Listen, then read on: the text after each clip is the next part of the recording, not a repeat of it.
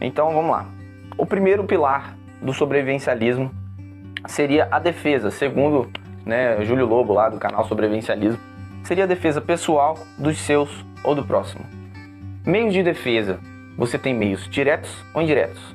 Bom, sobre cada detalhe desses pilares, vocês podem ir lá no canal deles. Eles têm lá uma explicação, digamos que teórica, para todos esses pilares. Mas eu vou dar uma pincelada nessa explicação teórica. Vocês busquem lá a informação como um todo. E eu vou trazer para vocês, que é o objetivo desse vídeo, a visão dentro do cristianismo.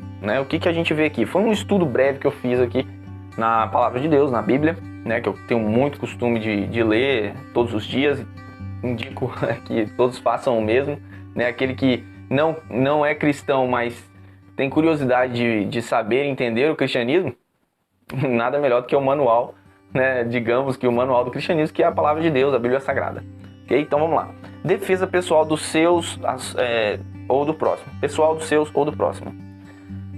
Como eu disse, tem meios diretos ou indiretos. Indiretos.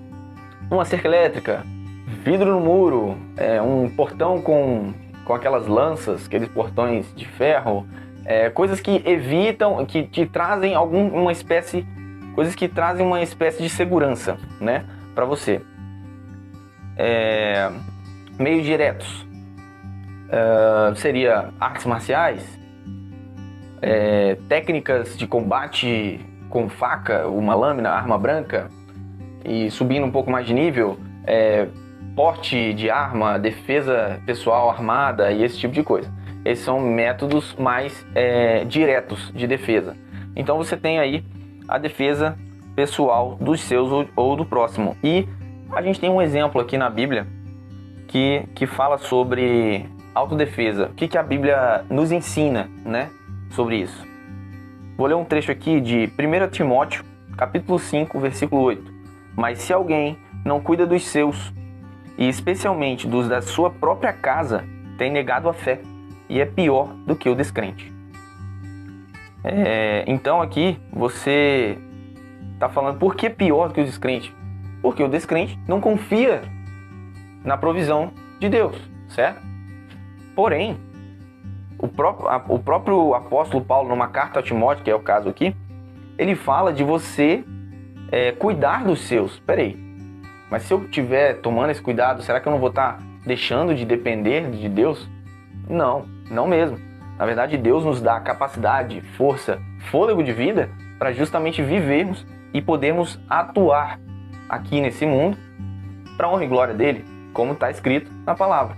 Então, você se torna pior do que o descrente no sentido de que você não confia em Deus. Então você tem as suas habilidades, aquilo que Deus te deu, a capacidade de buscar conhecimento, você não usa isso confiando em Deus. Então você usa as suas habilidades confiando em Deus. Tem um outro trecho lá em Lucas 22, 36, na parte B, sendo bem objetivo, o que não tem uma espada, isso é Jesus falando no Evangelho de Lucas, o que não tem espada, venda a sua capa e compre uma espada, certo? Só para contextualizar, nesse momento, Jesus está enviando os discípulos, certo? E ele fala que ele os envia como ovelhas no meio de lobos. Ou seja, haverá, de certa forma, perseguição, dificuldades, ataques. Então, dessa maneira, Jesus orienta eles que vendam a capa ou o que tiverem, para poder ter uma forma de se defender e defender os seus, E era muito comum em Roma os homens, as pessoas terem uma espada na cintura, ou uma faca, uma espada, que era a arma da época, a arma mais, digamos, avançada, desenvolvida da época. Uma espada, uma faca, Então, um dos discípulos fala, Senhor, aqui temos 2 espadas. E Jesus fala, basta, Então, você não precisa também ter um arsenal, uma bazuca, caraca, eu preciso do seu Rambo. Não, basta você ter um meio de autodefesa, certo? Então essa é a defesa pessoal. E alguns exemplos do que tem na palavra. A gente tem do Velho ao Novo Testamento diversos exemplos de defesa dos seus, de defesa da sua residência, da sua propriedade, diversos exemplos, E aqui a gente tem um exemplo do próprio Jesus trazendo esse ensinamento, né?